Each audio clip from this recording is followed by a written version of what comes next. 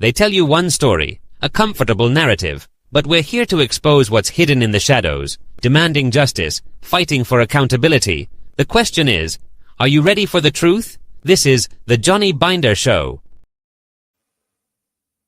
Don't let anybody take your manhood. Be proud of our heritage. As somebody said earlier tonight, we don't have anything to be ashamed of. Somebody told a lie one day. They couched it in language. They made everything black, ugly, and evil. Look in your dictionary and see the synonyms of the word black. There's always something degrading and low and sinister. Look at the word white. It's always something pure, high, and clean. I want to get the language so right that everybody here will cry out, yes, I'm black, I'm proud of it, I'm black and beautiful.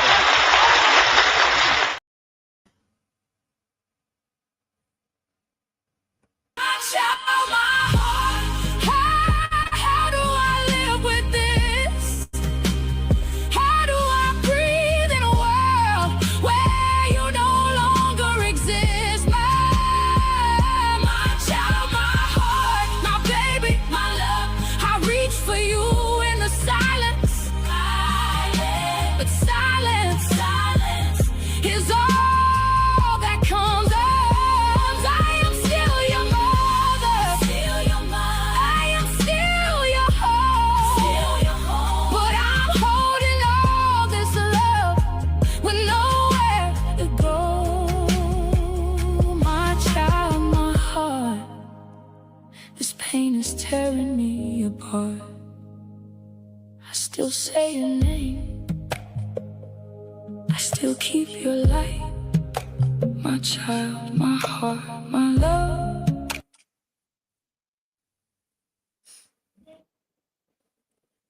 Woo! Welcome to the Johnny Binder Show, everyone. I must say that opener made me a little emotional over here. Before we move forward, just want you to know that the views and opinions expressed by guests and clips presented on this program are their own and do not represent the views of the Johnny Binder Show. The content provided is for informational and commentary purposes only. The show makes no claims of veracity or independent verification. Therefore, viewer discretion is advised. And as always, we talk about sensitive subjects, so just be mindful of that as well. So tonight, fam, our subject is they thought we'd stop asking. Prayer, pressure, and the fight for justice continues. So today we're talking about what happens when questions don't go away just because the headlines do. From the latest developments in the Karmelo Anthony fight for the new trial, to Nolan Wells' family continuing to press for answers, and other young men whose families are still demanding transparency and accountability. Today's message is simple. They thought we'd stop asking. We're going to lay out the facts, separate what's verified from what's alleged, and then let you decide what you think. And make sure you stay with us because Johnny Binder will be weighing in with his commentary and perspective throughout the show. But before we get into those heavy conversations, you know how we do it here. We begin with prayer and a word of encouragement because some subjects require more than information. They require strength, they require wisdom, and they require discernment.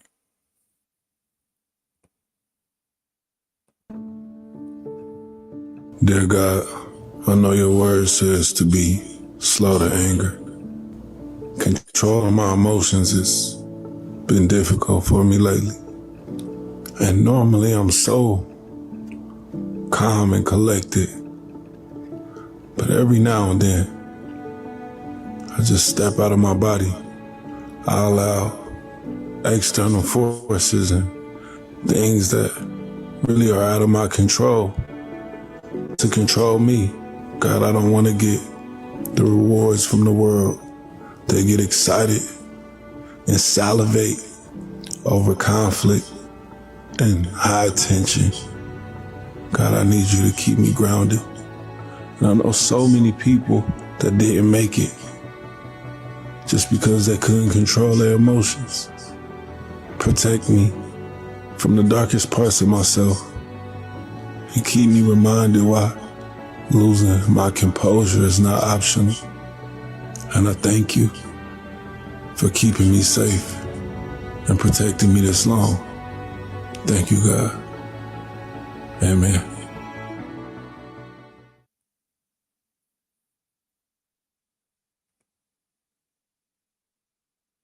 Reason why it is that we're not hearing anything from a lot of these churches is we got pastors with missing throats. They ain't saying nothing about nothing. I mean, nothing about nothing.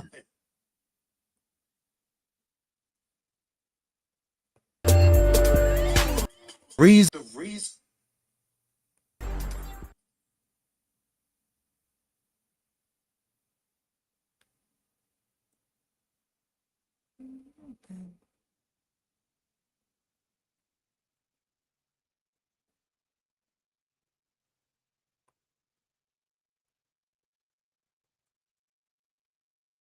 Says America has never been a Christian nation and never will be. Here it is. There has never been a Christian nation. You don't live in one now. A Christian nation would never have killed and displaced 20 million Native Americans who are still left out and living in poverty. A Christian nation would never have thought that owning slaves was pleasing to God, or that it lined up with Scripture in any way, shape, or size. And we not only practiced it, but we were so obsessed with it that we went to war about it. We had a civil war. And in that civil war, 500,000 Americans died. That's more than Americans that died in World War II or any other war we've ever had. Our own civil war. We killed 500,000 of our own people so people could have the right to own other people as property. Preach, man of God. See, that is my brother. The reason he's my brother is because he expresses my values, okay, and seeks to protect them. That is your brother. That is your sister. Another pastor named Rob Fuquay would rebuke Christian nationalism. Here it is.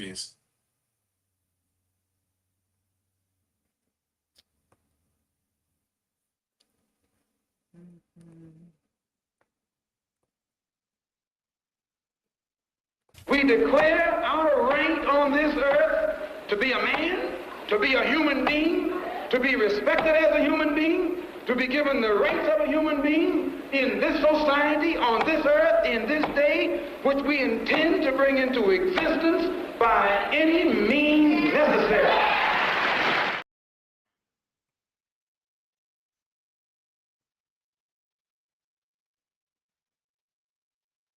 Malcolm ain't no joke, man.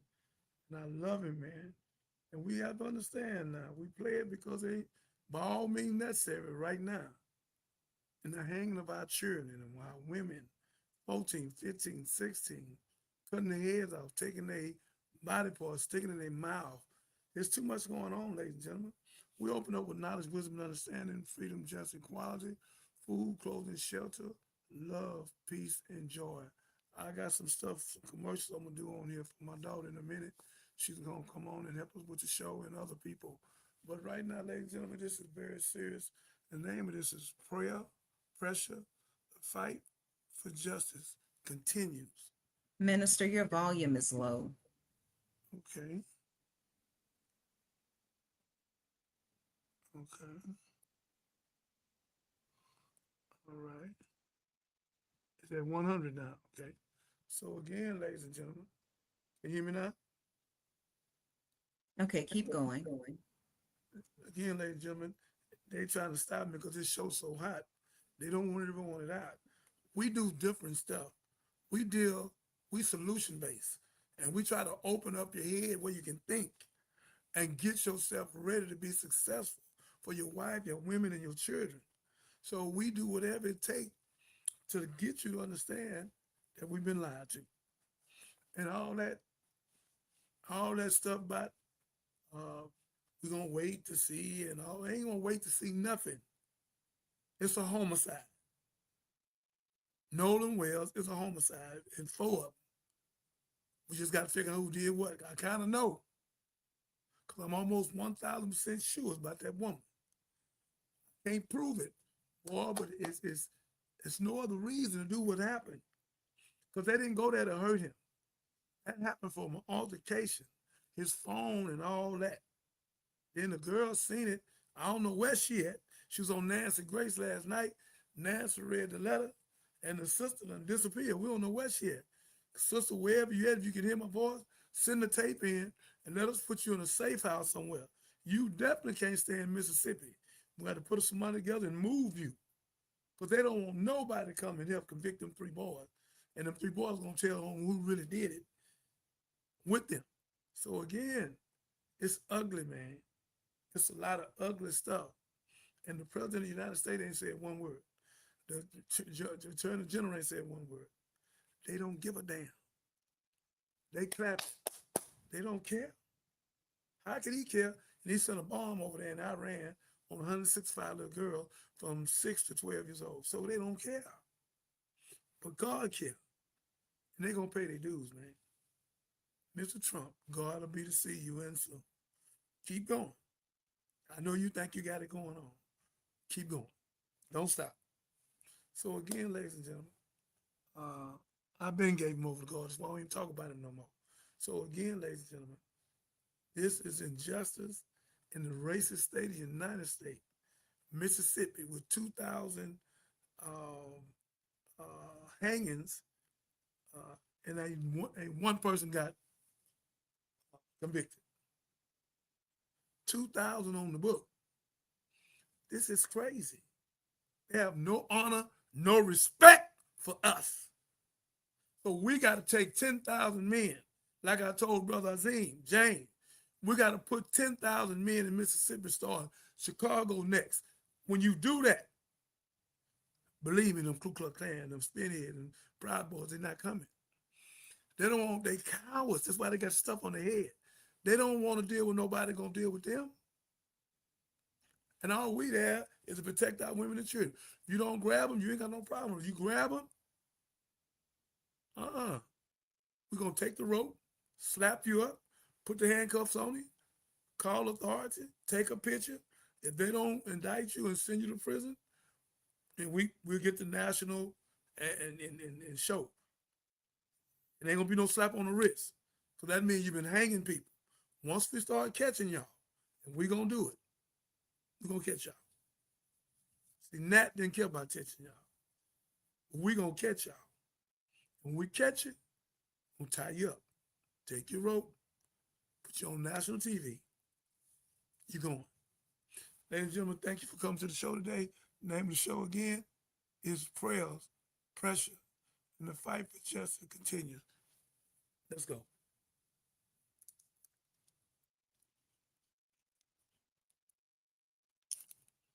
Come on, TikTok. We're looking at Miss Revolutionary. I'm glad you're on here with me. Yeah. So, welcome, fam. Whether you're joining us today on Facebook or YouTube or TikTok or Twitch, we're just happy to have you here. We thank you for your support, and we ask that you help us keep these stories alive by liking, subscribing, and commenting. You get to keep stories about Karmelo Anthony, about Nolan Wells, and about Tasia Fortune, and so many others that we talk about. You keep those stories in the algorithm so that we can address them, and that's how you can be real easy. Everybody wants to know what they can do to make a difference. Keep these stories alive by liking, subscribing, and sharing and commenting. So again, we appreciate all of your support. So today is really about what happens when families and communities refuse to let difficult questions disappear. All right.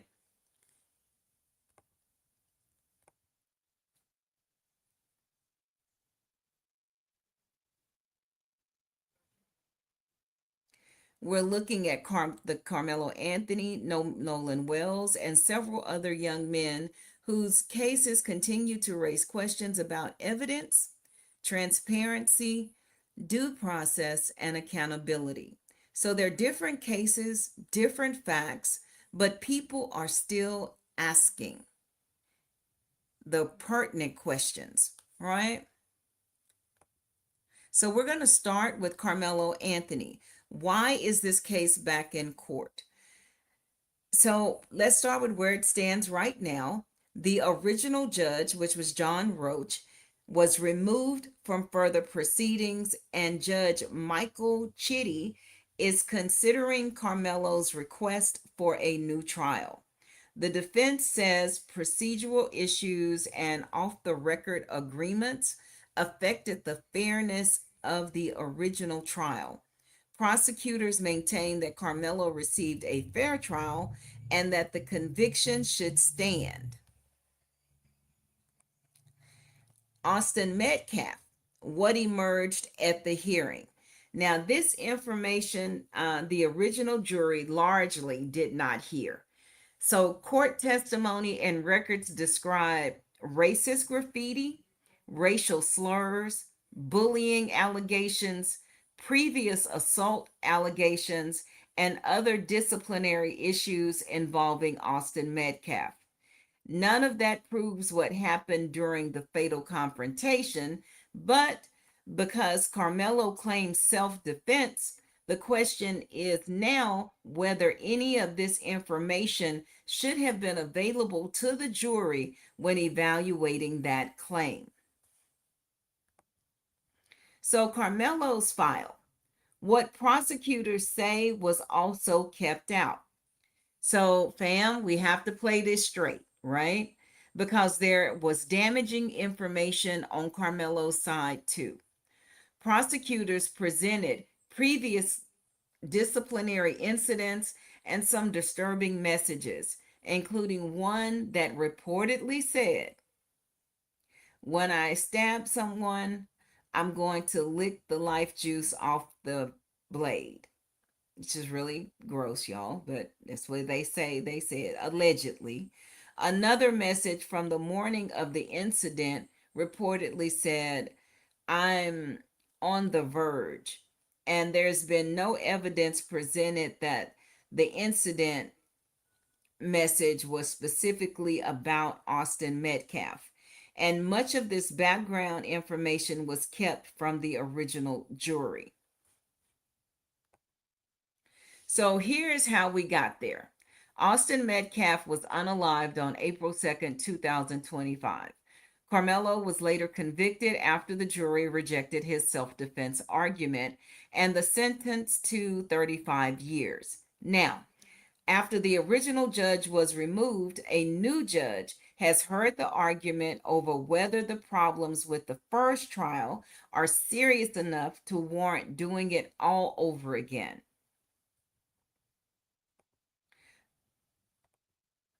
So Nolan Wells, we'll switch Nolan Wells. So that's where we are, fam, with Karmelo. Nolan Wells' prayer pressure continue. So while Karmelo's fight is happening in the courtroom, Nolan Wells' family is applying pressure outside of one. So, what would have been Nolan's 19th birthday became a day of prayer, remembrance, and renewed calls for answers. His mother, Christine Warnsley, is also seeking CETO and Marine Service records, including calls, dispatch information, recordings, and communications from July 4th. So, as she continues trying to reconstruct exactly what happened during Nolan Wells' final hours, excuse me. And just wanted to also say that she has had a subpoena for CETO and the other records, not just that call that's been floating around on the internet, but she's subpoenaing, she's trying to obtain all records. I couldn't get that word out, fam. That's my bad. So we'll move on. So, other names that we're going to discuss on this show that are still demanding answers, right? And Nolan isn't the only name we're still talking about. We have Daniel Irving, we have Tyler Smith, we have TJ Davis, we have Kendrick Johnson. All involve very different facts and official findings, but in every case, families have continued asking questions about what happened to their sons and whether the investigations gave them enough answers. And that's really where we are today with the title of the show. That's where we got it from. They thought we would stop asking, but we won't. Can't stop, won't stop. We shall continue. And Minister, what do you have to say about that? You done said it. Won't stop, can't stop. You put the names out where people can understand that they done messed over more than Nolan. Nolan just a highlight case now, and God used him. Well, we can see Mississippi for the racist animals and racism, systemic racism. It is. Louisiana now is the most racist state in the United States. Has been for a while, but it was hidden. So again, come on, sister, hit your button, come over here. So again, that's what's going on with this. This is very serious what they're doing to us. So this is why we got to get 10,000 men and put it in Chicago and Mississippi and these states. We got millions of men. Clean them up, pay them $25 to $50 an hour. We got Marines, retired Marines, Navy, Air Force, all of that. And then when we bring the young guys in, they'll be there training them. Okay? So again, we don't come for no trouble. But we come to stop you from hanging our people. You're going to stop that.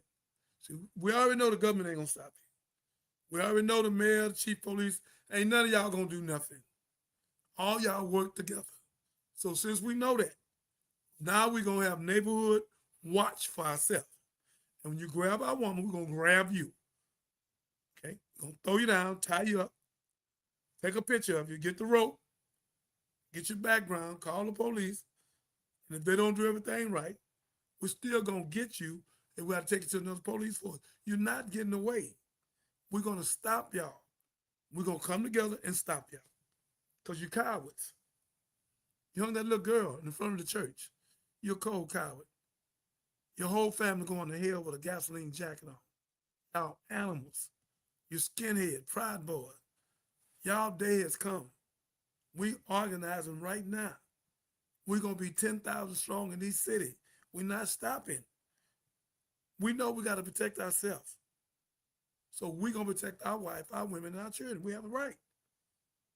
We ain't hung one of y'all. But you done hung over 2,000 of us. So we're going to stop y'all. Y'all done went too far. Too damn far. And the Nolan Rhyme case is a homicide. Wasn't no accidental death, wasn't no accidental drowning. And if he drowned, you choked him. So we're going to stop all the lies. We have enough circumstantial evidence to add up and all the inconsistencies.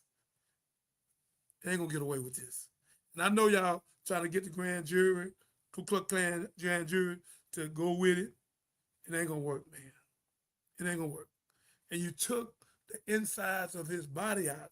So when the body of TikTok got to DC, it was nothing to, it's nothing to, they couldn't do autopsy. It wasn't nothing to do autopsy on. And everything, Captain, they needed to prove beyond the shadow of a doubt that it was done, they took it out of his body. You gave your guilt up right there. When you had the keys and the phone, you gave your guilt up. When you carried all them lies, inconsistent, Katie saying one thing, y'all saying another. Then the grandfather called in and stopped everything. Then the little girl say he was on a lie. So you're not getting away with it. Another girl, she said she seen the fight. We trying to fan her so y'all won't be done something else. Y'all are animals. Y'all work for the devil. That's who you are. Come on. Okay, fam. So I'm going to now play a clip from the Willie D show. Willie D actually traveled to Dallas for the Karmelo Anthony trial proceedings, and he had a chance to do a sit-down interview with the family. And you'll see that they are all clad in their purple. Purple was the color to commemorate Nolan Wells' family. So they're paying tribute to him as well. We just wrapped up the first day for the motion for a new trial. So how do you think it went? It's mixed feelings. Yeah. Everything we've noticed a lot of things about the boys that wasn't sent out to the public. You agree? Mm-hmm. Based on what was told, the narrative, it hurt us, man. It just made us. Come on, right Willie D. It was so proud much of you, man. Yeah. It was proud of you. Mm-hmm. It's a lot. Damn, the dude had a penchant for fighting, for violence. Yes. Very, very Never violent. put out there. Yeah, like smacking on his friends or so-called friends, smacking on wordings he was using, choking his own mama. Yeah, that threw me off. Know? I mean, your mama? I said, man, you got to be different. Threatening to slap his daddy and he don't do nothing. And this kid, Broke his daddy collarbone. He was a real problem. When I heard a treasure trove of incidents captured on his phone, it ain't like this is not third-hand knowledge. This is him recording himself in most cases or passing along text messages. Yes, and it was very shocking. Like I said, right now, it's so much to take in because it's like, man, what? Yeah. I mean, somebody to do that, and how that picture was painted, like it was the perfect angel. I'm just still, like I said, I'm going to shock this to mama. Yeah. And you took your mama. Yeah. Kayla, how hard was it to hear them in there talking, the prosecutor, Worski, speaking publicly about your son, saying things that you know that are not true? It was very hard. It was very hard. Yeah. It was very hard. Yeah. So, and as a father, when you hear the things that were said about Nolan, and I saw your reaction many, many times, and you were like, it was like you wanted to say something. How hard was it not to say something? Man, it's hard, man. God is real. That's what I can tell you, man. It was hard. Yeah. Based on, the temperature we have right now with, like I said, like it's like, man, the things that was revealed, the mindset of these kids. That's what they do. Yeah. My kid could have been a dog. Right. That's what hurts more than anything. Man, as a father. Maria was on there for a minute too. As a black father. I saw her. I got it. I'm managing. What can you really tell your son? Listen, TikTok. Listen. Led by Russell Wilson. Knocked it out the park. Yes. I mean, Willie D is interviewing. How satisfied is it to know that you have the type of representation that you have? I mean, it's a blessing. Yes. It really is a blessing. And God is real. Like I tell him, man, He's interviewing the family. The family that was lied. Karmelo? They lied on us. We bought cars. We spent the money. We did all 35 years, and they pulled him into it. And the top said it wasn't established. If people don't see this is it's like they have a playbook. Oh, this was going on. All right, it's the play, and everybody know. I got a famous lady telling me this. Titi, I call her Titi. Titi said, "Man, they know how to stay on. They know how to stay on task. They know. They stay on code. Right. They stay on code like that. The same things happen with Nolan. Same thing. They went to their job. They lied about them, and they borrowed the money. They this and that. Like, wow. How do you navigate through those insults and lies?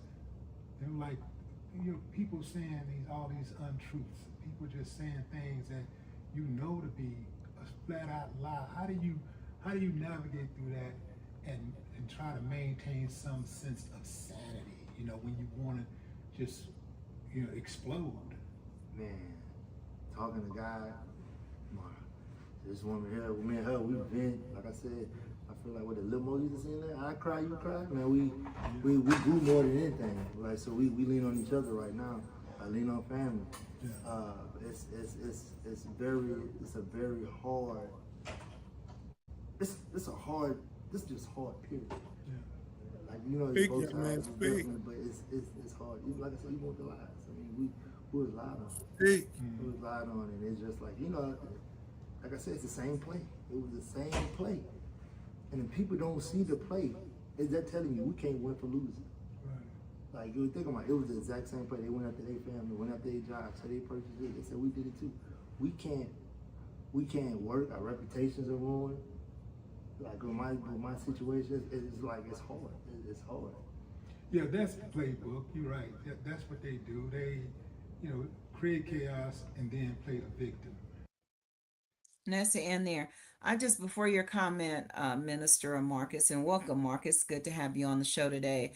Is that the alleged text messages that were sent regarding some comments that Karmelo allegedly made about wanting to poke somebody and then lick life juice off the blade.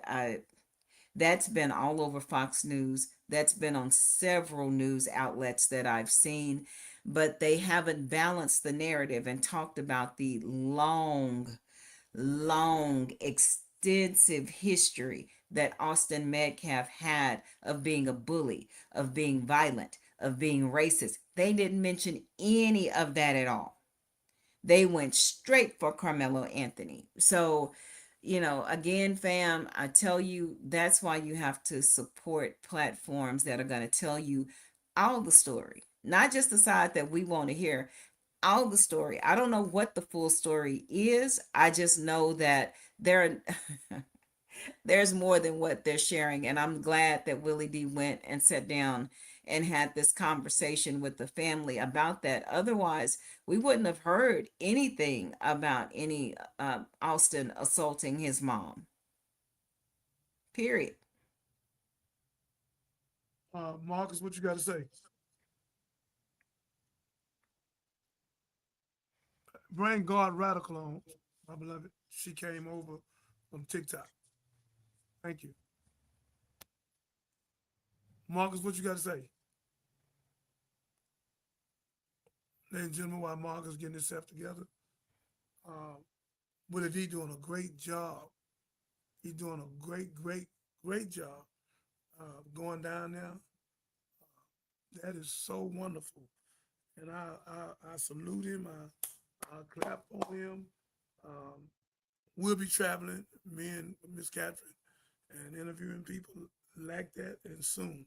So, and we already doing it, but we'll be doing it on some of the major cases as well. So I'm so glad he's there. Marcus, you back? Miss Radical, you want to say anything about what you just said? Well, I'm just trying to, hello everybody. I'm sorry. My name is Shatia. I met Pastor on TikTok as Revolutionary, but I guess it's showing you guys God's Radical. That's my screen name on my phone. I forgot. We need can I change that? Yes, you can change it. Okay. It was just my Gmail. You know how Google, so I just had it on there, so I didn't know it was gonna pop up there. But We need to be radical. All our people being hung, all our young girls being hung. We need to be radical. We need to be revolutionaries. We got to speak up. We got to come together, 10,000 people in each city to stop all the buffoonery and foolishness. The government, the president, all them down with this. They're not going to say a word. So we have to do it ourselves, and God is with us. amen, he is. And it's kind of, it's very such a coincidence. I don't even want to call it coincidence because when I see certain posters up there, it's a white lady. I think we should try to reach out to her if you interested. She's actually going like full blast out. She's a Caucasian and her name is Kim something. That actually forwarded her a cease desist. What she call it? Cease desist letter. Yes. I can't even pronounce it. Yeah, because that's her being a Caucasian, blue-eyed, blonde-haired woman. She favors the judge, Cole, the lady whose son who supposedly did this. Well, she's the stepmother of him, and of Nolan, the friend who had something to do with Nolan. And she's putting it out there. And she's Caucasian, so she's saying a lot of stuff that black folks ain't finna say. But she's standing by us a million. Get our phone number and send it to me, and we'll bring on the show. We've been bringing white folks on the show for a year. When there's some powerful white people come on in and speak. One young girl, about 26, 27, say, we racist. We've been unaliving them. Can't say the other word. Unaliving them. We done had a lot of Caucasians come on in and speak. We had one say you can never call them that because that's what you are. So again, please get a name and number, and I'll call and talk to her, and then I'll send a link and let her come on and speak her truth. What do you think about all this about Nolan Ryan? What do you think about this lie? I mean, it's nonsense. I mean, it's crazy that, I came across this situation today because when I get on Facebook and I see and I really see this Caucasian just rap, venting the way she's doing it. She's basically been a better detective than what the government is doing. And they're getting frustrated with her because she's keeping the lights on with this. She's not letting it die out. Pretty much how they want you to do, like let it just die down, the noise get calm. Right. She studied bucking. So that's why they threatened her to sue her. And she said, I don't give a dang. I'm broke. You can't do nothing to me, So my comment on everything is basically like, I'm just frustrated. I'm tired of it. We still got the Black Panthers out here, and it just frustrates me how black people just study sits in the comments, but they don't say nothing. They don't do anything. We can comment all day long, but what are you willing to sacrifice? Because I believe Rosa Parks, Martin Luther King, and Malcolm X, all those people sacrificed their lives or something to get what we have today. That's a fact. And black people are just too lazy. They want to sit back and negotiate with these people because they give them a certain pay or salary to take care of their family. You know what I mean?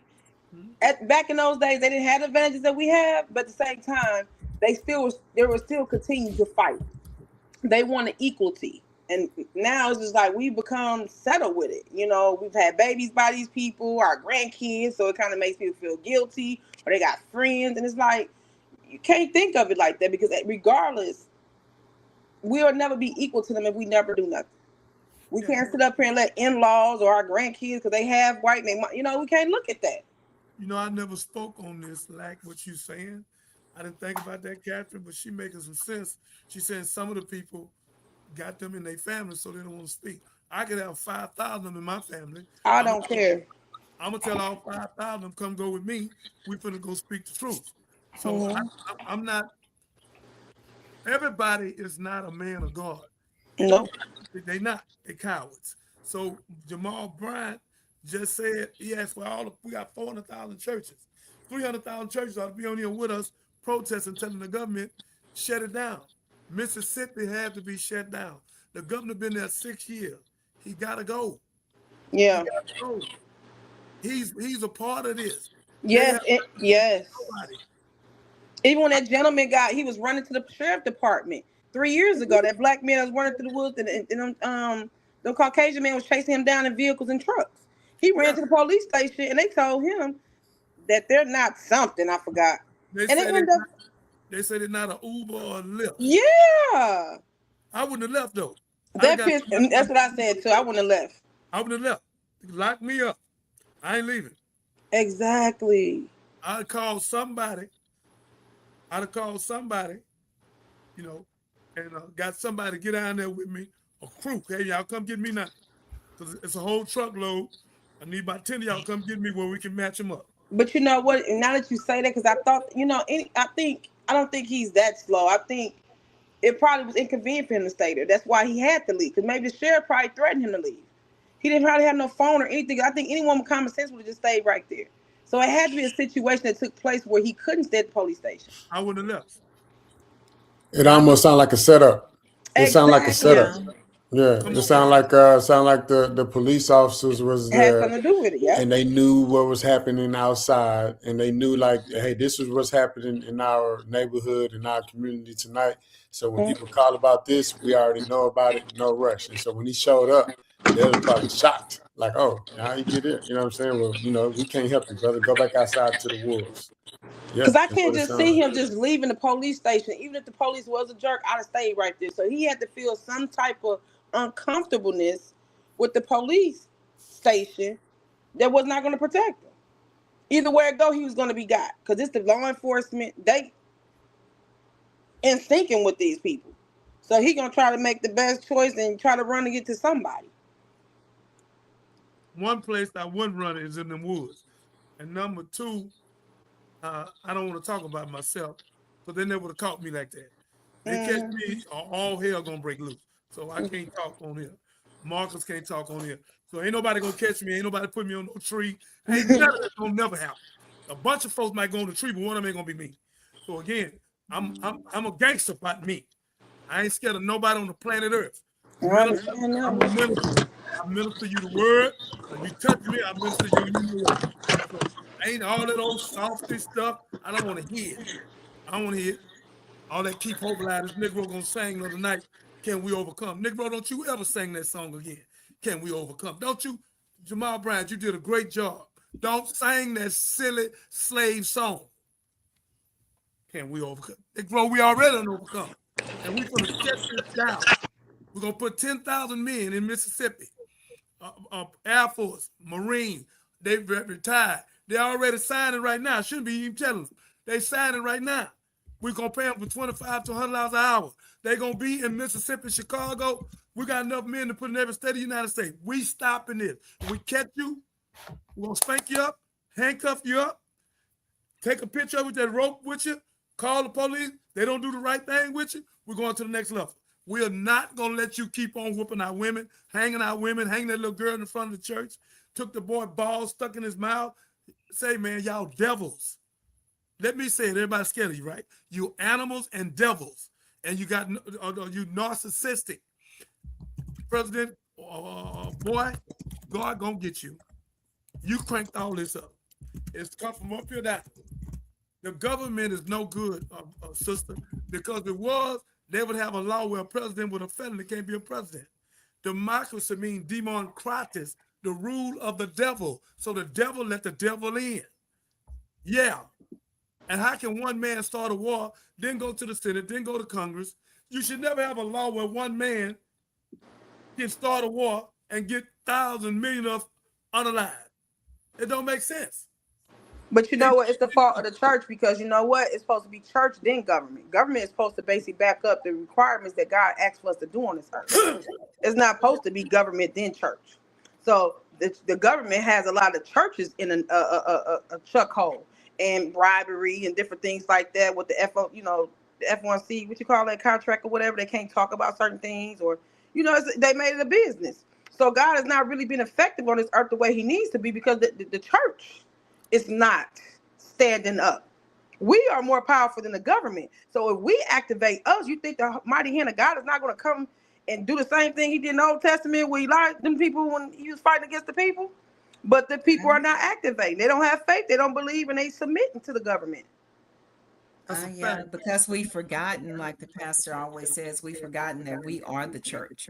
That building doesn't mean anything. I mean nothing. It means But that's absolutely nothing. They've been rocked to sleep.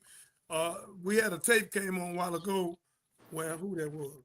Where the man, Catherine was playing it and she didn't finish it. I wish she'd go back to that tape. I can't finish that. That was it. I thought he was saying he was bringing on another church. He was, but that was it. That's where that short ended. That wasn't a When he Catherine thing. said about the boy and all that, I will work to find the full one, but that was it for that one. But was yeah, it true? so we haven't done what we are supposed to do as followers of Christ, but many of us don't really follow Christ. We follow the name that's on the outside of the building where we attend. Bring Kendrick Muhammad up, baby. He been real quiet down there. Let's go to our next clip so we can get everybody into it. Let's go. Uh, I don't Uh, see Mr. Muhammad. before you go to the next clip, real quick, wasn't that was a video with Karmelo and Anthony parents and Willie Yes, D? Yeah. yes. Okay, and where he was pretty much just getting an update on the text messages and all the the latest and greatest and the good Well, news yes, about the but retrial happening. no, that interview was actually from the 19th, the 21st. I haven't seen. I've been watching. I Okay, haven't seen where they have come back with the decision as to whether or not they're going to give him a retrial.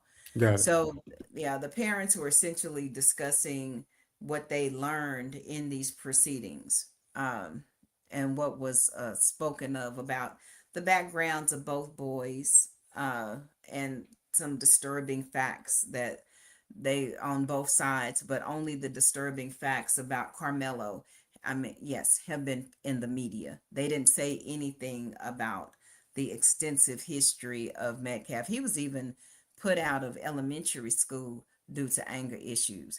This boy had an extensive background of Real bad. anger and rage issues. So Choked his mama. Choked his mama. Broke his daddy's collarbone. he was beating on his parents, allegedly, according to their interview from court. So yeah, Marcus, that was the tea for that. So that was going back to, I remember we were having discussions as to whether or not Carmelo should have taken the stand. So now we understand that there was a quote unquote gentleman's agreement that would have supposed to allegedly protect both sides from having things of the past come up. But we all know which side that was really about protecting. So there we go. But I did promise that we would talk about some of the other cases as well. Let's go.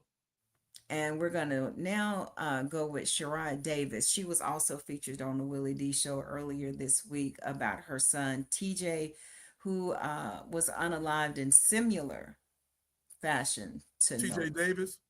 Yes. Hi, my name's Shira Davis, and my son's name's TJ Davis, and I'll tell you about him in a minute.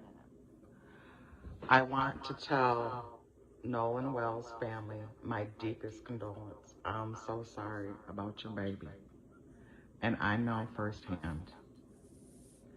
In 2021, August 29th, my son was out with 4 white tee young men, and this is in St. Paul, Minnesota. I get a knock on the door early in the morning, 3 o'clock in the morning, that my son is gone. My son was a swimmer. He had swimming lessons. He was the strongest and the biggest out of all of them. And none of them have talked. None of them have talked to the police. They don't want to. It's going on 5 years. 5. August 29th this year. He would have been 26 years old this year.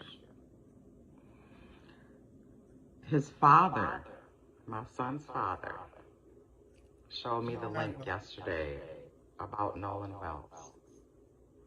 And it was very triggering for both of us because it's like the similar, very similar. But none of my videos about my son went viral.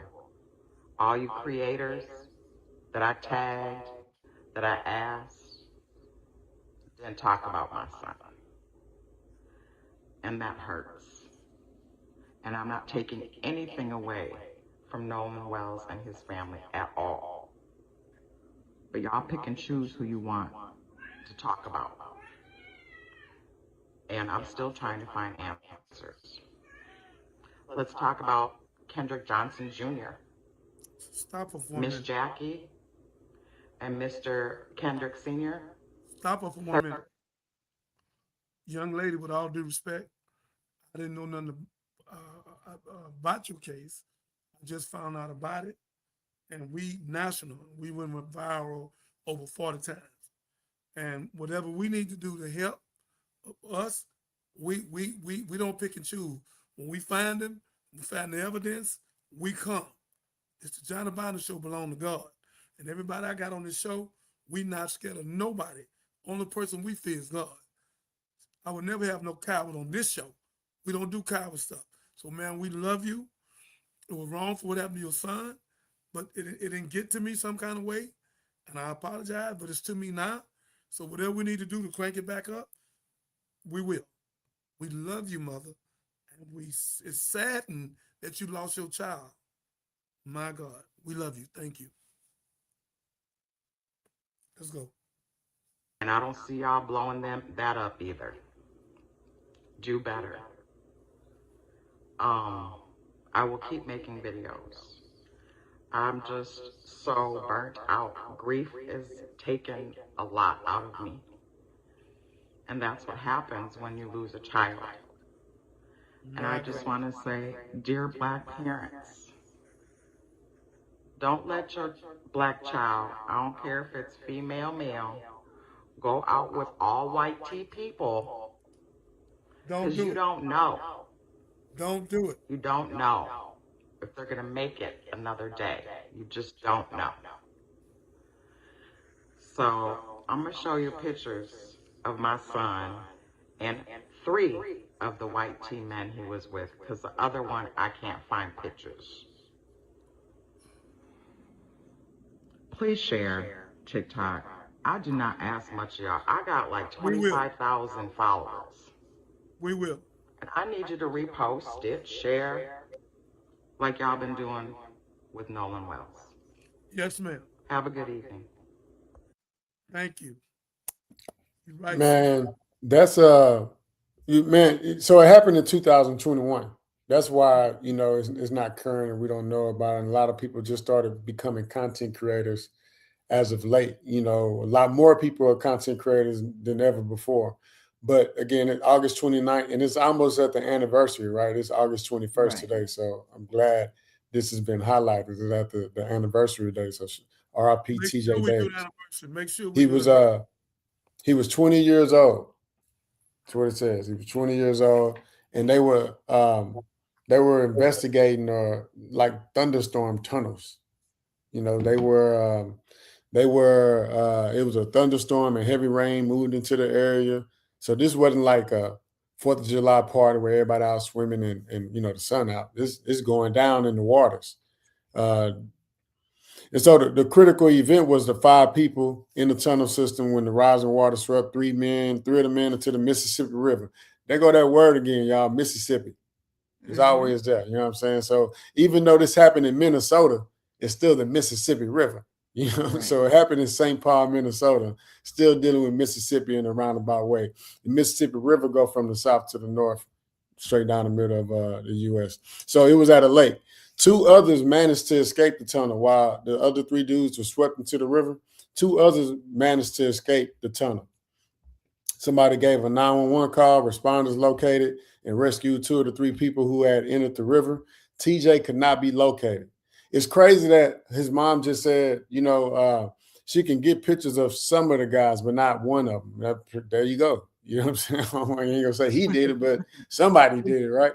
And, of course, it's the reason why he's not online anymore and why he's probably in hiding and stuff. So there was an active search that was temporarily suspended. Search operations resumed. TJ's body was recovered from the Mississippi River. Now, TJ's name is Taquan Davis, a junior. He was 20 years old from Little Canada, Minnesota. They got more stuff to talk about, about the storm, the hit, and, things that happened. But yeah, they found his body 10 hours later after they found everybody else. And my brother's birthday is August 28th. So they say TJ's death as occurring, some newer social media accounts describe TJ's death as occurring on August 28th versus the August 29th time that's been reported as of late. So. Yeah. Thank you, Marcus. And I We need encourage that. We everybody need to that, man. go We need that. watch the interview with her on the Willie D show. It's enlightening. She was having a lot of pushback and a lot of difficulty with law enforcement as well. I once say, I don't want to misquote her, but she was like, one of them told her that she should just be grateful that they knew where to come and find her to report, Yeah, they said to that. tell her that.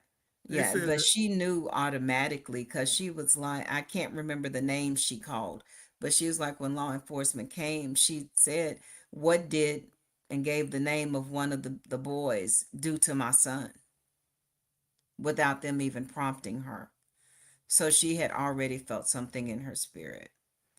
Ain't that the lady last night Willie D was raising the money for?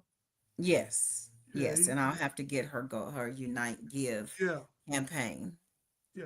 We gonna when as our money come in, we're gonna donate something to her from our company and let her know we love her and we wish her well.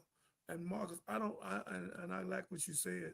I want her to know that we cover much as we can. I didn't know about her son. If I'd have knew about her son, believe me, same way I do all the rest of them, I, I don't have no fear. And when I find the evidence out, I'm gonna speak it. I'm I'm not gonna live in fear. I got 13,000 heaven making angels with me. I got a whole nation with me, millions of men. I got the Colombians with me. I got the Mosaics with me, Hebrew Israelites. So I got millions of people with me. I'm more stronger now with God than I was with the devil. So I'm not worried about none of that. I have no fear, none. And I will be victorious and successful. And everybody I go at with God, we're going to bring them down. Yeah, that's a fact. Don't have no fear. It's time for them to come down. There's too much wickedness going on. And our young boys, they so ignorant. We are murdered. We are unaliving each other. We taking each other's life because I don't love myself, Martha. So if I don't love me, it's easy for me to take my brother's life. So they done tricked us. We got a devil sitting on one shoulder, angel on the other. Both suggest us all the time. We must learn to be wise enough to recognize the voices and follow angels. Young boys, I'm telling you, they tricking you into murder, out of unaliving each other. They tricking you there. That don't make you no gangster. That make you a goddamn fool. I said it. That's what you is. So taking your brother's life don't make you no gangster. You're a damn fool. Stop it. And get over here with us where we can train you, where you can go to the Navy, the Marine, and go over there and be on neighborhood watch and make sure our wife, our women, our children are not being harmed. It's our fault. Everybody over 40 years old, it's our fault that we ain't come together to stop this man. We just look at it. Oh, they hung up. They hung up. They pull her way up. They had to go get a fire truck. Wait, she had no rope on her neck. She had a chain. Damn. And and everybody that's been touched, I'm the original man.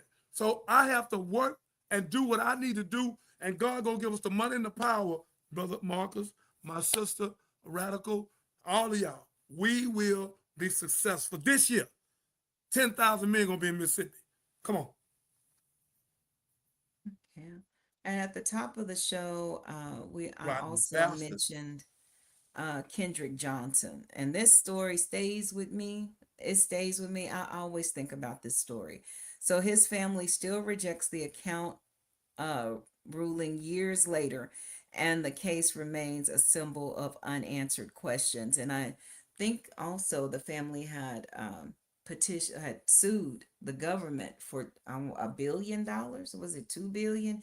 It was a large sum. So I know that they are fighting at all levels to try to get some answers regarding Kendrick. But here we go. I always want to play this update. On January 11th, 2013, at 10:31 a.m., Kendrick Lamar Johnson's body was discovered inside the old gym at Lowndes High School. Students and coach Philip P. Plow were the first to find him. According to their witness statements, they climbed the stack of mats, saw Kendrick's feet, and then pulled the mat down in an attempt to reach him. They described assisting in lowering the mat. They described seeing his body once it came down. They described the smell of decomposition. That was the condition of the scene, according to the eyewitnesses who were there at discovery. But hours later, another key official would arrive. Lowndes County Coroner Bill Watson. In his recorded interview with the FBI, Coroner Bill Watson made a statement that would introduce a critical discrepancy. He stated that when he walked into the gym and approached Kendrick Johnson's body, he observed Kendrick completely inside a rolled-up mat that was standing upright, not lying on the floor, standing upright. He described how deputies then leaned the mat back and Kendrick's body slid partially out as it was lowered. Coroner Bill Watson would repeat this again. He told FBI investigators that when he reviewed scene photographs, he remembered the mat containing Kendrick's body being upright, even though the photographs showed the mat lying on the floor. He specifically stated that the position shown in the photographs was not how he remembered seeing it. Coroner Bill Watson arrived at approximately 5:00 p.m. that evening, nearly 6.5 hours after Kendrick's body had first been discovered. This situation raises unavoidable questions. If eyewitnesses said the mat was pulled down at 10:31 a.m., why did Coroner Bill Watson remember the mat standing upright at 5:00 p.m.? Who stood the mat back up? Who moved Kendrick Johnson's body? And the question remains, why? Coroner Bill Watson's own words, documented in the FBI file, confirm what he remembered seeing: an upright mat, a body inside, hours after discovery. And yet another critical question remains. Why were there still students and bystanders present inside that gym that evening? Why wasn't the area fully secured? Why was access still possible? In any death investigation, the preservation of a scene is critical, because once a scene is altered, the truth can be altered with it. Understand that these are not rumors. These are the documented observations of the coroner himself, and they remain part of the unanswered questions in the death of Kendrick Lamar Johnson.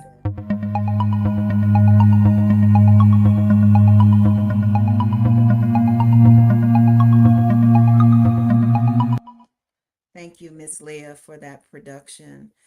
Just to bring this back to our remembrance and help us understand what's going on. That was beautiful. Thank you. And see, they said he bumped his head. You know what I'm saying? They say he fell or something. This is January, this 2013, inside an upright rolled wrestling mat. But they said the first theory was that he fell head first into the mat while trying to retrieve something and became trapped. Ultimately, dying from positional asphyxia. You know what I'm saying? I guess, again, if you drop a phone or something inside or something and you try to dive in, it's like diving into the balls at Chuck E. Cheese or something. You try and dive in and all of a sudden you can't get out and you're stuck in that position. And that's what they say he died from. Said it was an accidental death. But the examination reported blunt force trauma to the right neck, right thorax, and characterized the death differently from the original autopsy. So they, always had the second and third examinations and all that. They was all getting different, different things. One said the positional asphyxia thing, and then somebody said non-accidental blunt force trauma, meaning somebody did it. And then the surveillance was the controversy too. They had hundreds of hours of video that was reviewed, and the cameras and everything was operating on different clocks, the motion activated recordings and everything. The cameras didn't cover the area where Johnson was found though, but they had cameras everywhere else, which is, crazy, so yeah, it's always something. The case is still open though. It happened back in 2013 and people are still talking about it now. So they still talking about how it's a cover up and there's inconsistencies and, people still got lawsuits open, all that. Well, Marcus, I know you know, and I know that's what they've been doing because we've been letting them do it. If I can come in your house and steal all your stuff out your house, and you see me and you don't do nothing, then I keep coming back. It's because we ain't came together and organized. We can come together to do something stupid, but we can't come together. Some women came on here. I don't know where she got the commercial at. I hope she found it. And they was asking us, three different women. They say, "Can y'all please protect us?" Talking to us, the black men. The women is coming on asking us when we help protect them. I mean, it's bad. You know, I'm gonna call you my woman, but if massa come, take a massa. I ain't got nothing to do with it. That's all we doing, man. We need to come together as a group. Not all of us that believe in God, us that's qualified. Well, our Marines, our Navy, our Army, all our ex-police officers, they ain't police no more. I just talked to some. They say they want to do it. So we need to get together, man, so we can protect our women. Don't you know if you put 10,000 people down there in Mississippi, they're hanging, all the stuff gonna stop. Alabama, Arkansas, South Carolina, Atlanta, it's gonna stop, man. We have to stop them. The government is not gonna stop them. They got 2,000 unresolved hangers in Mississippi now.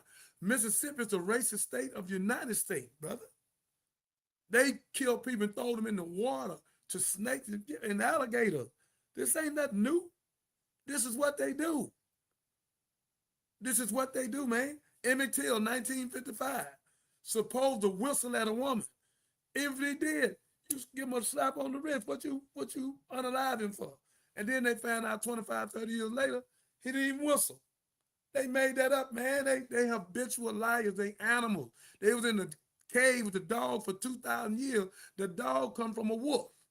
Now we got 80 million dogs in America. Come on, man. And the dogs done took over the household. Come on, man. These folks animals, man. I'm saying it.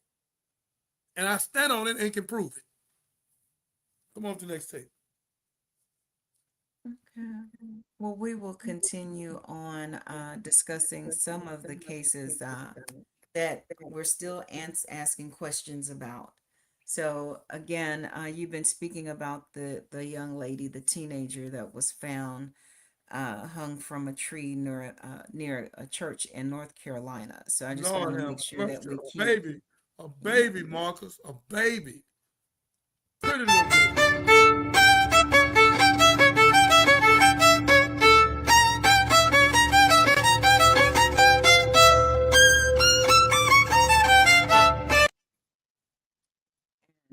that was short, but Juliana.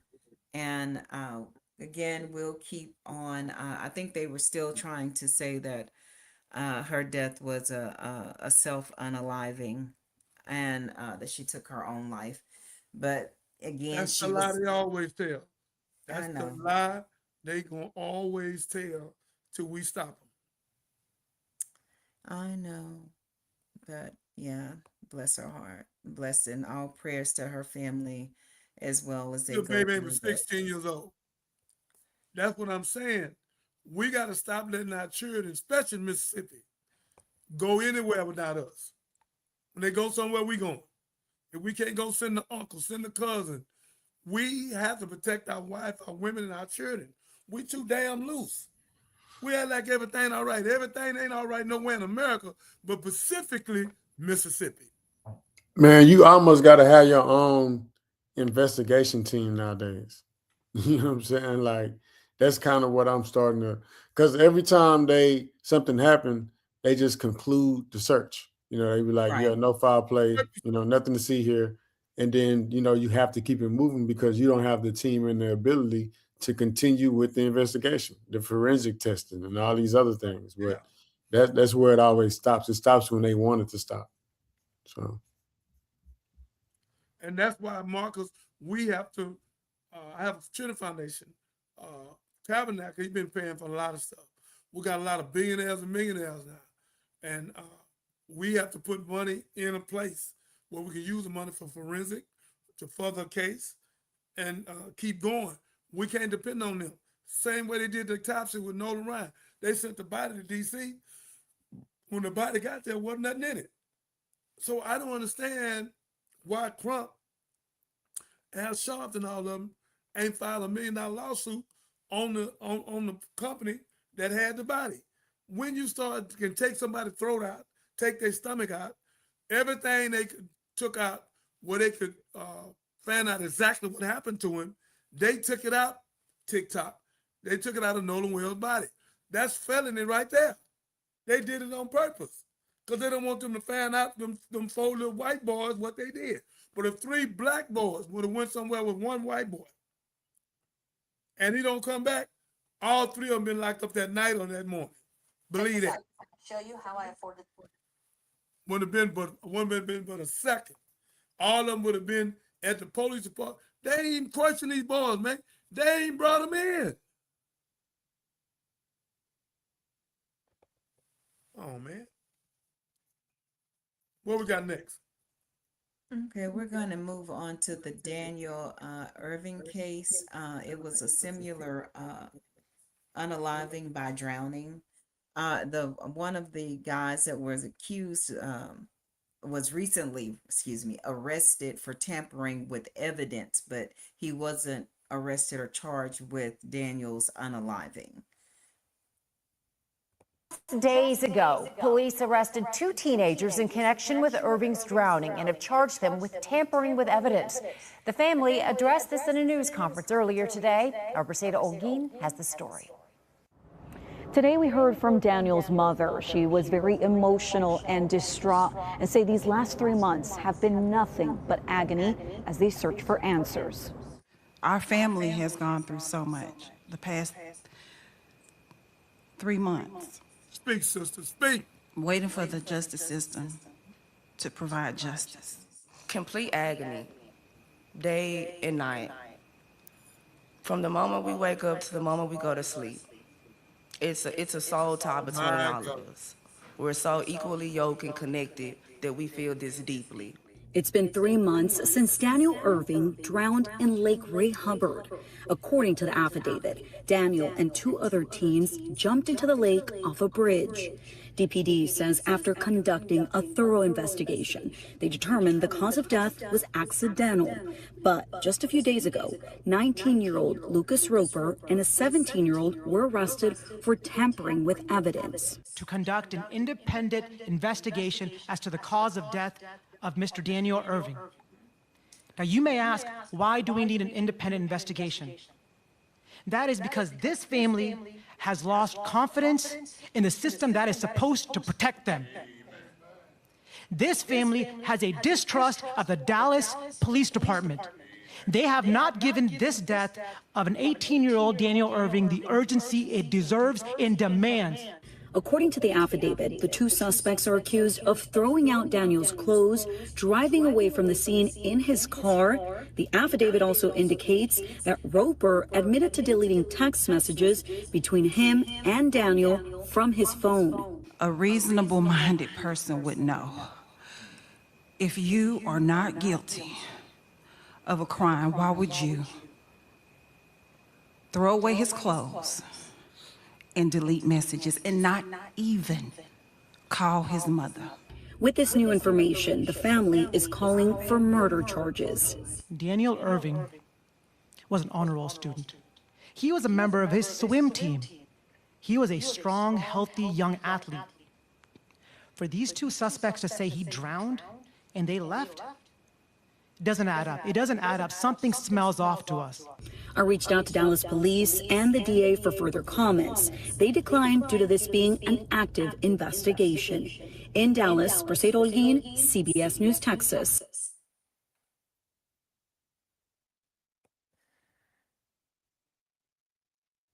Now, see, in this situation, this one, again, man, like if it's thunderstorming outside, we ain't supposed to be out there. And I've been out there in the middle of the ocean where the weather's not that good, right? And the waves and the wind and the water, and it's already difficult to be in these places without the environments, you know, the wind and all that other good stuff.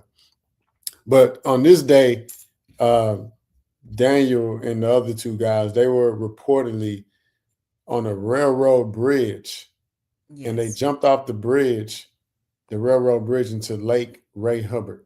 So that's like, you know how kids like be on bridges and railways or whatever, and they like jump from a high. It's like a high dive.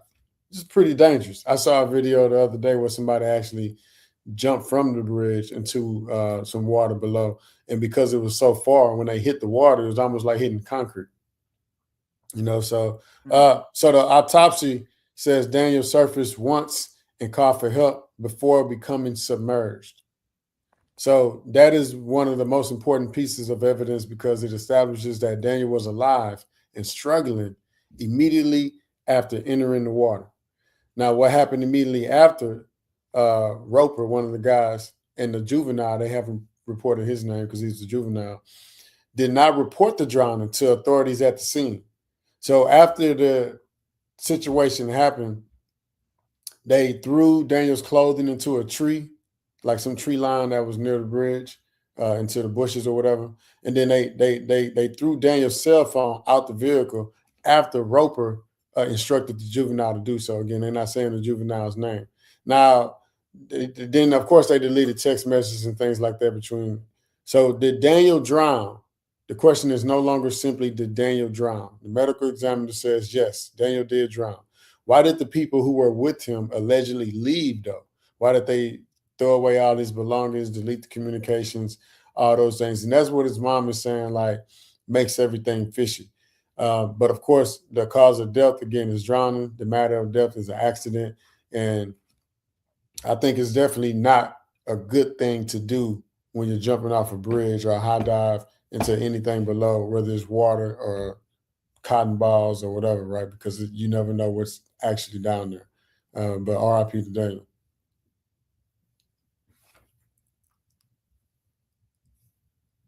Minister, unmute your mic.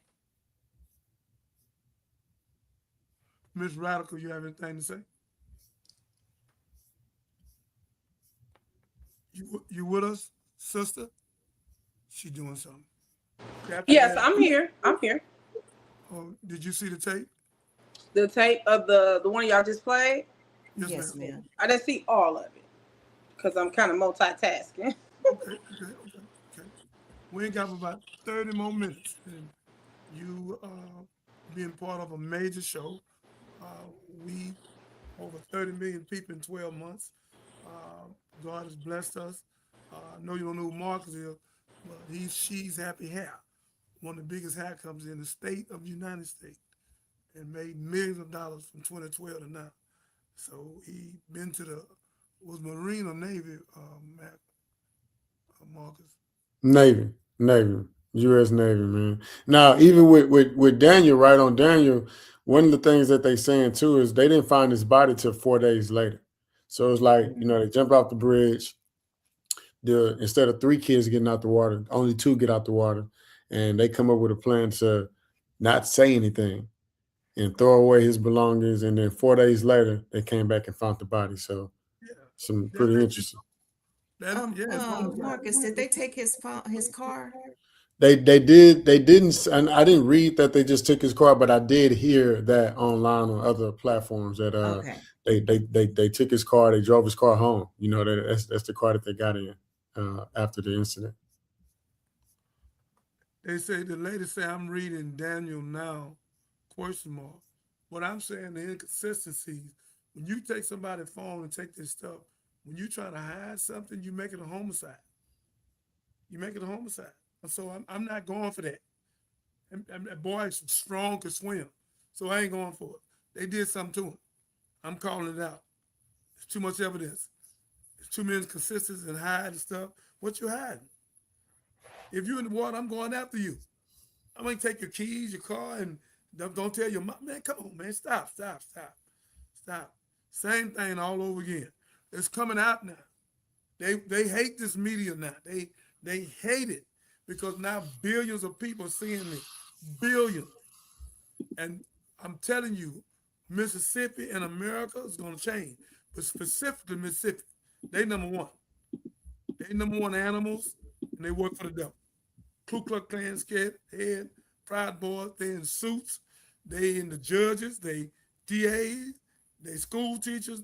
They all over there. They all stick together. They sticking together trying to protect them little boys. Because Willie D showed where Boyd was going to the same girl Nolan with. A year later, now Nolan with her. I don't know if Nolan knew that was his girlfriend or ex-girlfriend or not. And the one girl say she seen them fighting. And now she done come up missing. So we trying to find out where she at. Because I want to tell her, lady, if you can hear me, do not come. Send us the stuff. Let us go put you up, get you out of Mississippi before they be done something to you. Because they don't want that out. Them little 4 white ivory boys, they doing everything they can to protect them. But it won't work. Not this time. I've been telling people this case is bigger than George Floyd. I told y'all from day one, and my producer on here, I said this is a homicide. Did I say that? Yes, sir. Everybody, don't say that. Don't rush to judgment. I said, say, man, do what you do. Let me do what I do. Now here come Dr. Omar. He says it's a homicide. Here come Willie D. He say they unalived him. So I said this at the beginning. When I seen the evidence markers, I said, oh, wait a minute. You got his keys? Wait a minute, you got his phone? And you delete his phone? And you go to a party? But you ain't with the search crew? And then Katie and them saying 2 different things. No, sir. And then the grandfather told the police, don't come. After they called the police, say the boat's sinking, the grandfather on the boat told the police, he's a powerful man, don't come. So that went there, and the girl in the back said they have unalived him. And then the other girl said she seen them fighting over the phone, and a girl. What girl? Katie. Come on, man. Stop. You ain't gonna play with us. I'm gonna call it out. Yeah. The people should be indicted that took his body parts. How you gonna just take my child body part? Man, no way. You gonna take his throat, take his stomach, everything, my sister, my brothers, that it was to tell us exactly what happened. They took it off his body, sent an empty body to D.C. They guilty again right there. Come on with the next clip. Let's go. Our sister, Radical. What's your first name so I can stop calling you Radical? She multitasking.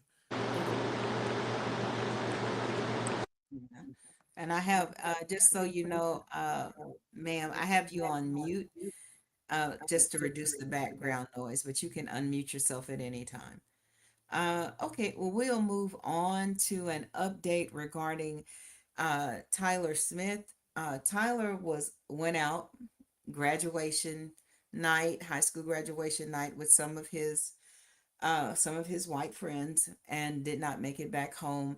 In his case, one has been arrested, and I don't know if they're still investigating other suspects or not, but we'll go ahead and play this clip.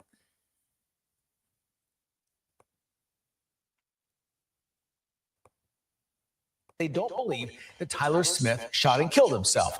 Today, well, relatives of a Lafayette High School graduate want more answers in his death. They don't believe that Tyler Smith shot and killed himself.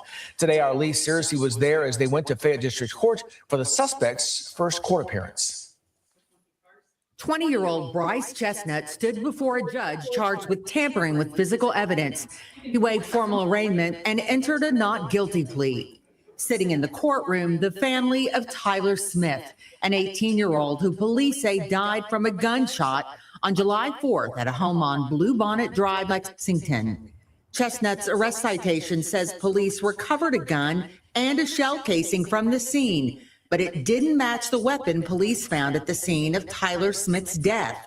It states Chestnut told police he gave his gun to Smith, who used it on himself. Police have called the shooting accidental and self-inflicted, but Smith's family disputes that. I don't have any malice in my heart for this person. I still stand in the fact that he's a 20-year-old. And do I think that he set out to hurt my grandson? No. Do I believe that he murdered my grandson? Yes. Smith's grandmother, Niecy Anderson, questions how police handled the investigation, and she believes other people who she says were at the home the night of the shooting need to be looked at more closely. There are others that need to have a level of accountability no different than Mr. Chestnut did. She says another set of eyes is combing over the case, a private investigator hired by the family's attorney. Whether it's an outside investigator, Lexington Police, and it comes down to what police say happened, what police believe happened, would you be able to accept that? I can accept it once it's proven, but I will not accept it off what they said. You know, it is your burden of proof. If I were on the other side of this table to prove that I did it, I'm asking them for the same accountability, transparency, and justice. Bryce Chestnut is scheduled to be back in court September 21st. Tyler Smith's family plans to be there too. In Lexington, Lee Searcy, LEX News. I'll pause it there. That's not the clip I thought. I thought it was a different one, family. So please disregard that. But it still is in sync with what we have been talking about throughout the show. Yes, it is. Yes, it is. So again, thoughts and prayers to the family. Rest in peace, Tyler Smith. Just getting ready for his life to start. Lord, getting ready for his life to start. Yeah, we losing too many of our children. And we laying around doing nothing, not coming together. I can't hear anything. You can't hear me? She may need to exit and come back out. You know how that I see your lips moving, but I don't hear anything anymore. Can you hear me now? I can't understand what you're saying. I see your mouth move, but I don't hear anything no more. It's okay. Do me a favor. What's your first name? I hear nothing. I just see your mouth moving. That's right. She can't hear. Go, okay. Tell her. You tell her. Tell her go out. And maybe I'll just go out and come back in. Yes. Okay. Yes.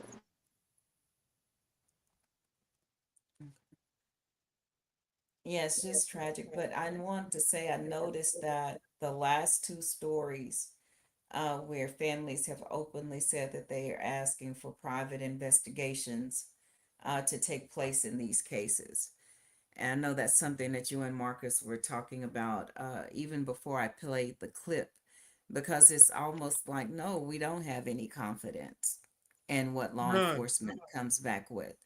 None whatsoever. And even in your work as a freedom fighter, you tell them that a private investigator or forensics is going to have to be involved anyway, just to verify all the facts in the case. That's a fact. I know TikTok talking, man. They talking over here. Okay, so while the minister's on the phone, we will thank y'all for joining me on Facebook and YouTube and TikTok. Please be sure to like, subscribe, share, comment. Again, it's more than just hyping us up. This is hyping up the stories that we cover, the people that we cover. We heard Shirai Davis say, hey, influencers have not been covering the story about my son's unaliving, and she's still looking for answers in his passing. So even that, if you like, share, subscribe, all of the stories that we have talked about, you keep them alive in the algorithm. You keep these people, you keep these sweet souls front of mind. You help them get justice, because we are still looking for answers and we're not letting these stories pass. So yeah, I'm done. Did Miss Radical come back? Because I'm seeing her picture down there. There she is. It's my daughter, ladies and gentlemen. How y'all doing, everyone? Yeah, we're going to do a commercial with you. Tell the people, because what you're doing, we want to get them over there anyhow. All of going on. Let the people know what God has blessed you with and the good deal you're going to give them and help them with their family. Well, first I'd like to introduce myself. My name is Sharice West, and I am the owner of Weston Evans Funeral Service and Cremation. cremation service. Um, God has blessed me to open my second funeral home. I'm located in Humble, so I have a funeral home, full-fledged funeral home, full-fledged embalming center, and a full-fledged crematory. What happened? I don't know. My God, she just went out. Hope she's all right. Okay, Miss well, Radical, you back? no, she's not back. I'm sorry. Yeah, the radical one is back. Radical, can you hear us? Can you hear me now?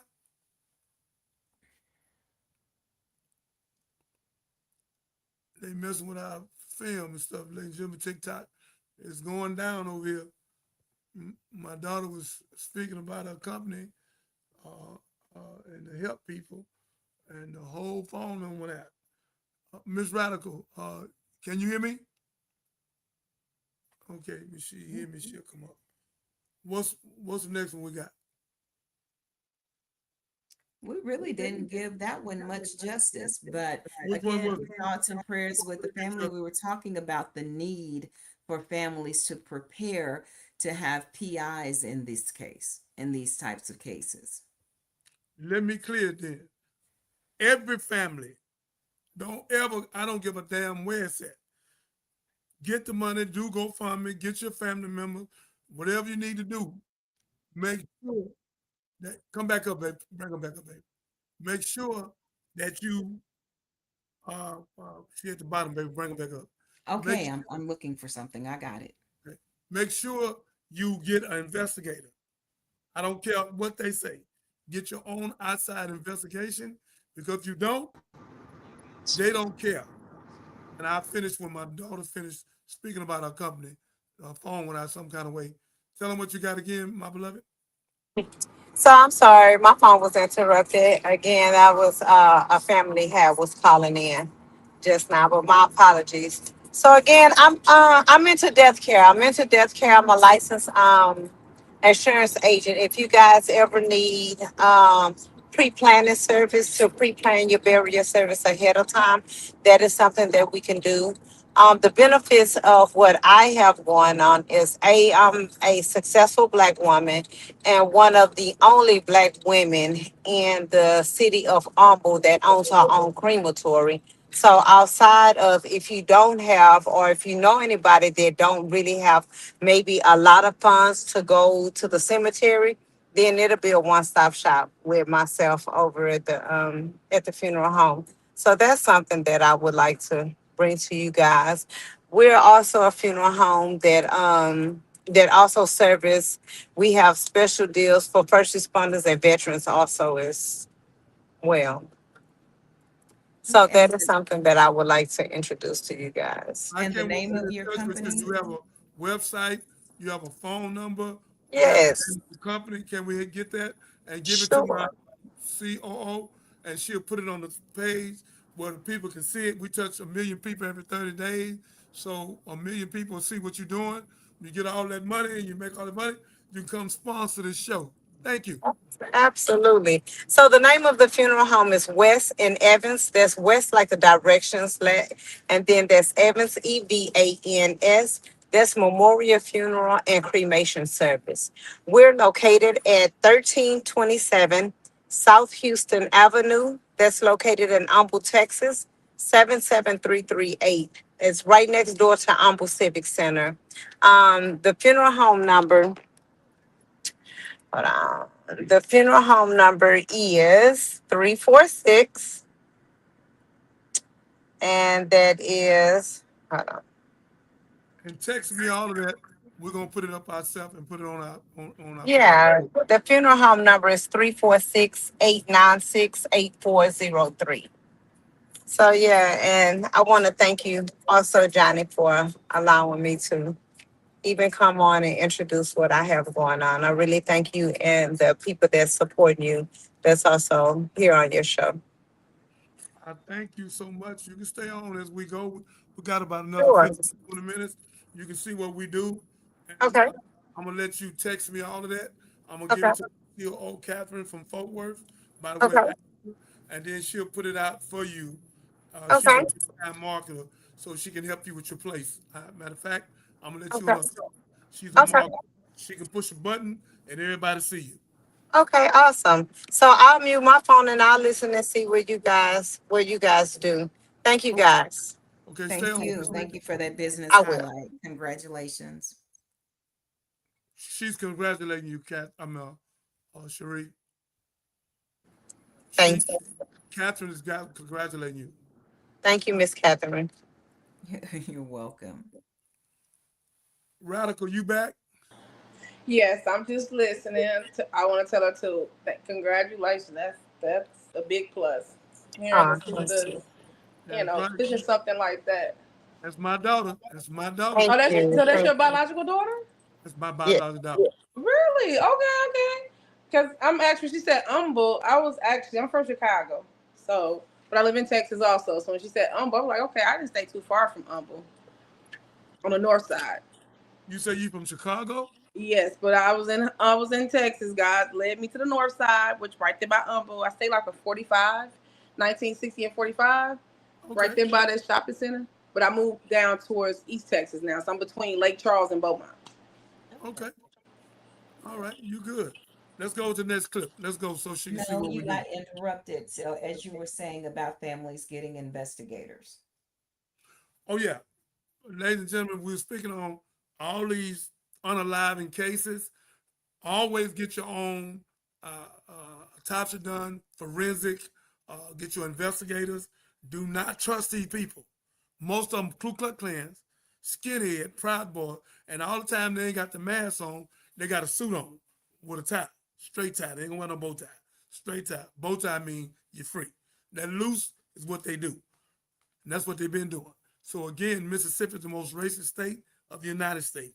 It's proven beyond the shadow of a doubt. They got 2,000 unalive hangings, and they ain't got one person guilty. The governor there now, out of 70 hangings from 20 to 2025, 20 of them supposed to be in Mississippi. They got more than anybody. And the governor ain't said a word.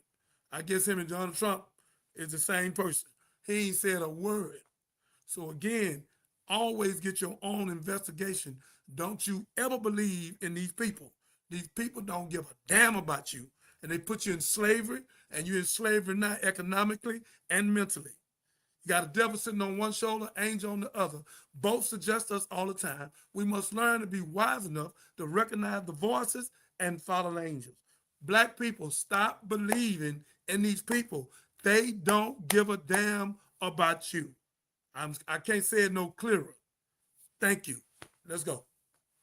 Okay, and just want to add to that, even if you, well, I guess it doesn't matter, but make sure that your lawyer, the DA, that they know who you are. I lost a loved one, and one of my dear baby cousins, and the detective on the case told his mom, like, if you hadn't called me every single week, sometimes several times during the week, that your case probably would have got lost. We would not have solved it if you hadn't stayed on us. So you have to take responsibility, show up to the meetings with the DA, go in force with your family to court if you can, your family and your friends, show up in numbers, even at the trials where they say it doesn't matter. That is the only, you show up like that, they'll know that person was loved and cared for, and they can get to moving. But that, and in addition to having your own, being prepared to have your own team do some investigating. So that's it. You're welcome. I know for all you fighting out there for that, God bless you. I know it's hard. So we're going to end with this clip because we know social media has been pivotal in providing information and deep dives in the Nolan Wells case. They have been on it because we all know Mississippi has not been on it. They've been hoping this thing was going to go away. But like we said, we can't stop, won't stop. And this is a clip from someone explaining the GPS coordinates and what they heard that sounded funny or off when they were listening to that CETO call. Point in time in the call, she asked him, well, what are your coordinates? And if he was sitting in that chair at that time, he wouldn't have to have said, well, all right, let me go look. When she said, I need your coordinates, he said, all right, let me go look, which implies that he was not sitting in that chair at that moment. But, and then she asked for the coordinates. Then he goes back and sits in the chair. And that would have been the time that the phone or the photo was taken, because that's where the coordinates are on a boat. You're right there where the seat is, where you're operating the boat. So if you're in a sinking boat and you're not aground, as the operator had asked, if you're not physically on that island, then who's manning that boat at that time? Somebody's got to be manning the boat. And it clearly wasn't Wyatt, because he's had to answer her and say and respond and say, let me go look. He also gave two different coordinates. You also hear in the background where it says, come on, let's go. And then on top of the coordinates not matching, he also, when she asked the depth of the water, he first says 17, then he quickly changes it to 31. Now that could be a number of things. But he was obviously distracted. He's paying attention to two things at the same time. When he gave the coordinates, she sounded shocked. She said, oh, are you on Horn Island? Like, it sounds like you're on Horn Island, like directly on it. And then that's when she kept asking, are you aground? And he wasn't answering her at first because he was obviously distracted with whatever was going on. And then now at this point, he's getting flustered. And he says, no, we're sinking. But I think this is the moment almost where he realized that we might be messed up. So thank you, Willie D. I got that clip from you as well. So just to kind of highlight some of the people that have been doing their own independent investigating in this case, and some of it has great basis and some of it may be far-fetched. I just play it just to let family decide. But what do you think, Minister? You have all the people coming out, the news being put out by the DA's office and the boys that are being accused in the media of having something to do with his death. And then you have all the stuff going on, all the news and stuff surrounding the Wells family. What do you think? How is this going to play out? How can they get a fair and impartial jury there in Mississippi? Well, it's almost completely impossible. They can't try their case in Mississippi. It's not going to work. They too racist. They stick together, and they are clannish. They're racist. They narcissistic. They think they're better. And we, the original man and woman, all life come from us. So we, their mother and father, not biologically, but genetically. The Mendel law proved that, and Dr. Leakey. So that's a fact. So they're not going to get no justice there. They try to sweep it under the rug now, but they're scared to do it because they think it's going to explode, and it will. So again, everybody's on this case. And from Dr. Umar to Willie D from the Ghetto Boys and our wonderful platform, this is no joke. Al Sharpton and Ben Crump, everybody on this NAACP done joined. Urban League done joined. We're not going for it because the inconsistencies we know for a fact is a homicide. We're not waiting. We waiting to know who did it, but we know for a fact it's a homicide. We got enough evidence. You don't take body parts out unless you're trying to hide something. Took his throat out, stomach, whatever else. Trying to hide something. So that's what this is. Then he had his knife, his keys, and his phone. And you go to a party, I think it was two parties or one party, and the people asked him, what Nolan at? Because they used to send them together. What Nolan at? Oh, I don't want to talk about it. I don't know about think I'm saying nothing guilty. What? Guilty? What you talking about? He gave himself up right there. And then at the party doing his thing, but his brother somewhere unalive. And then turn around, went got something to eat, went home, talked to the mother. Never told the mother, I got your son's keys and I got your son's phone. They had to put a track on it and go that morning. And the sister went off on him, and it took them 15 minutes to give him the phone. And when they finally get the phone, it's been deleted. Come on, man. Homicide. Stop it.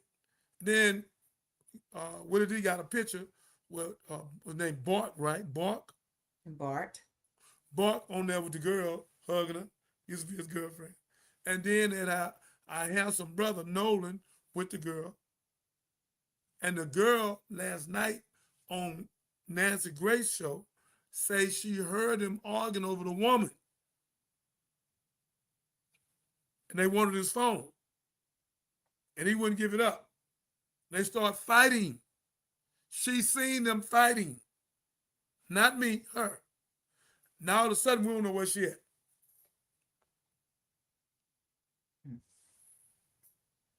Come on, man. Well. And the grandfather, he turned around and tell the people, my sisters, that I got the ship. They called in and said the boat sinking. We need help. The grandfather called back and told the police, shut it down. Don't, in other words, don't come. I got it.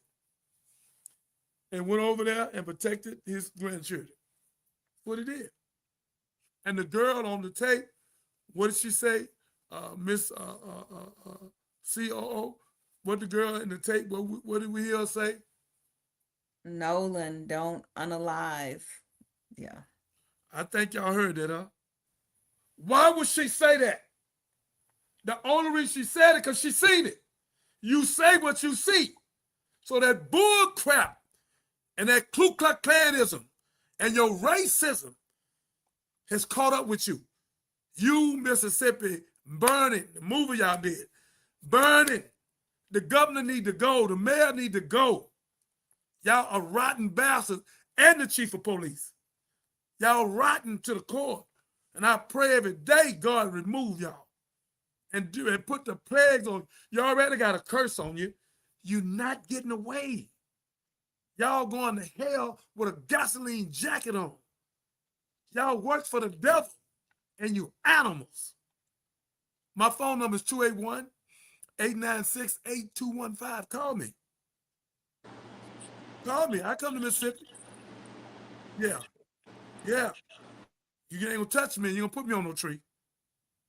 You ain't gonna choke me in no water. Rotten bastards. Yeah, it's a homicide. And the woman is crying every day about her son. Just had his birthday yesterday. That's out of line, man. And God letting this case be seen by the whole world where it can show the racism of America and the racism of Mississippi, and the president ain't said a damn thing. Nothing. Yeah, just like Epstein. They ain't do nothing with him either. Make no doubt about it, sister. They not getting away. Donald Trump, Israel controlling Donald Trump. He's a puppet and robot. So again, sister, on this show here, we speak the truth. We get the evidence and we speak the truth. I don't know how much time you got, but I sent you a couple of clips. It's on Facebook. It's the lady I was telling you about. You can post it and let us see it, or if you want to look at it on your own time. No, I'm gonna send it to my. No, we'll check it out on our next show because we need to wrap up. But thank you. You're welcome. No, thank you. I'm looking at it right here, right? Yep. Okay. That's the woman. Actually, she's actually playing more detective than Mississippi. She bringing all the evidence, and then she's Caucasian. She think like them. She may not be like them. So she's breaking all the awareness to all the loopholes that they trying to cover. We definitely gonna play her, and I'm gonna call you to make sure you're on the show with us. Yes, please do.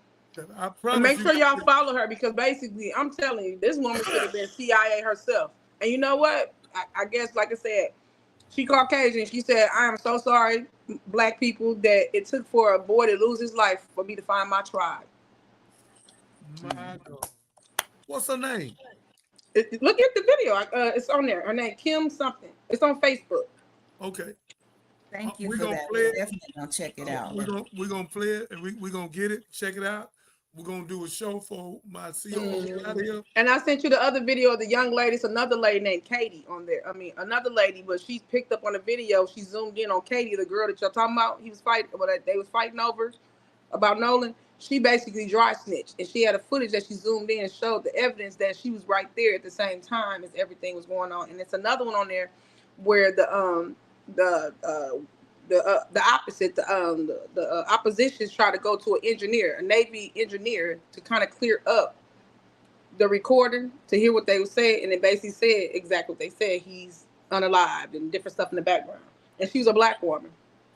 And that's why we need you, because your eyes gonna see something we don't see. I'm glad you're a warrior for God, and we welcome you to come on the show and help us. And I will call you. I promise I'm gonna call you, and I'm gonna let Captain set up something about it. We might do like a 30-minute, 45-minute show, because Captain leaving tomorrow, and I can't wait till next week. So I'm definitely coming back on there tonight for 35. All right, tonight what time? I'll let you know. My other question is too: why don't people reach out to the Black Panthers? Why no one pull it on them? We're gonna put a pin in it. We're gonna put a pin in it. We're gonna talk to you about it. Okay, I just threw it out there. To be continued. It's a good no. It's a good throw. I love the Black Panthers, but they have to. I love them. I know them. Both you got two of them: New Black Panther and the Black Panther. I don't have silver. Whatever they want to do, I reached out to them. I told them I'm here. I told them I helped with the hanging case, all that. They ain't called me. You know what I'm saying? So the Nation of Islam bigger than all of them put together. So I'm touching millions. They not. So again, when they want to come and talk to me, I love them. That's all I need to do. So they have not. So I'm gonna let them do their thing, and I'm gonna be successful in what I do. Yeah, Amen. I got millions behind me, not 20, 30, millions. Yeah. Well, hopefully the Nation of Islam will get in this. I am the Nation of Islam. What you talking about? Are you? Oh, I used to stay right by the cathedral right there on Stony Island, Chicago. Okay, I love y'all. We're gonna end it right here, fam. So okay, I'm sorry. thank y'all for joining us today. If you're watching this on replay, please be sure to like, subscribe, follow, and drop a comment. Let us know what your thoughts. Remember, all of your engagement with our channel. This keeps these stories alive. It keeps it in front of the world. Keep us jumping in your algorithm. So with that, family, many blessings, much peace. Until later. Come back to TikTok. Thank you. I am black, beautiful, proud. I must be respected. I must be protected.